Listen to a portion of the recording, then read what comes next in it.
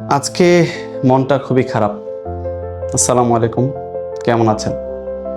আজকে 2 August 2025।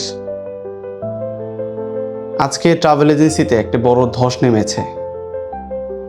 Flight expert নামে একটি ট্রাভেল এজেন্সি আজকে টোটালি শাটডাউন করে এবং অনেকের সাথে প্রতারণা করে কোটি কোটি টাকা আত্মসাৎ করে চলে গেছে। অনেক কাস্টমার এখানে অনেক কম দামে প্রাইস পেত, টিকিটের দাম পেত কম, এবং যেহেতু কম পেত সেই হিসাবে নর্মালি B2B পোর্টাল ওরা সেল করতো। এই B2B পোর্টালেও অনেক ট্রাভেল এজেন্সি শত শত কোটি টাকা এখানে আটকে আছে। এখন যেহেতু তারা চলে গেছে, টিকিট নিয়ে একটা অনাস্থা, পাশাপাশি যাদের টাকা সেখানে লক হয়ে আছে সে টাকা আদৌ পাবে কিনা, তাদের ওয়েবসাইট টোটালি শাটডাউন, তাদের ফেসবুকে কোনো আপডেট নেই এবং তাদেরকে কল করেও কোনো রেসপন্স পাওয়া যাচ্ছে না। এই মুহূর্তে আসলে কি করণীয়, কি হবে এই ইন্ডাস্ট্রির? যারা ট্রাভেল এজেন্সি ছিলেন তারা কিন্তু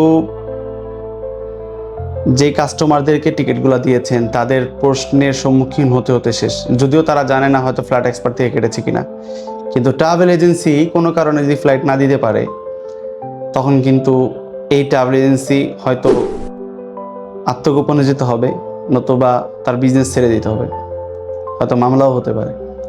এবং যারা নিজেরা কেটেছেন কম দামে পেয়ে তাদের কি হবে? খুবই অনিশ্চিত।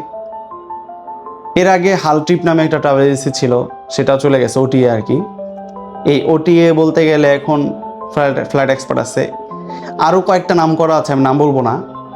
আপনারা যারা এই OTA দিয়ে টিকিট কাটবেন খুব সাবধানতার সাথে কাটবেন, এবং খুব কি বলে যে অবিশ্বাসযোগ্য যদি প্রাইস পান সেটা থেকেও আমার মনে হয় একটু সাবধানতার সাথে চলবেন। যাদের কাছ থেকে টিকিট কাটবেন তাদের অফিস আছে কিনা এবং তাদের ট্রেড লাইসেন্স আপডেট আছে কিনা, বা তারা কোনো অ্যাসোসিয়েশনের মেম্বার কিনা দেখে নেবেন।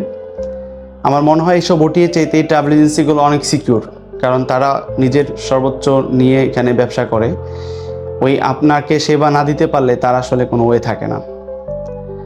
পাশাপাশি যারা এই ফ্লাইট এক্সপার্টে ধরা খেয়েছেন তারা আমার কমেন্ট বক্সে কমেন্ট করতে পারেন যে কে কী পরিমাণ ধরা খেয়েছেন বা কার কী সমস্যা হয়েছে। এরপরে সেখান থেকে আমি চেষ্টা করব পরে একটা ভিডিওর মাধ্যমে একটা আপডেট দেওয়ার জন্য। যদিও আজকে মাত্র গিয়েছে, এখন পর্যন্ত বোঝা যাচ্ছে না কি হবে, মার্কেটের কি হয়েছে। তো এরপরের আপডেটটা নিয়ে চেষ্টা করব আপনাদের সামনে কিছু তথ্য নিয়ে কথা বলার জন্য। ভালো থাকবেন, আর যেখানেই কাটেন না কেন সরাসরি টাকা দিয়ে টিকিট বুঝে নেবেন। অগ্রিম টাকা না দেওয়াই ভালো, নর্মালি অফিসে গিয়ে টিকিট কাটুন, এটা আপনার জন্য ভালো হবে। আসসালামু আলাইকুম রহমতুল্লাহ।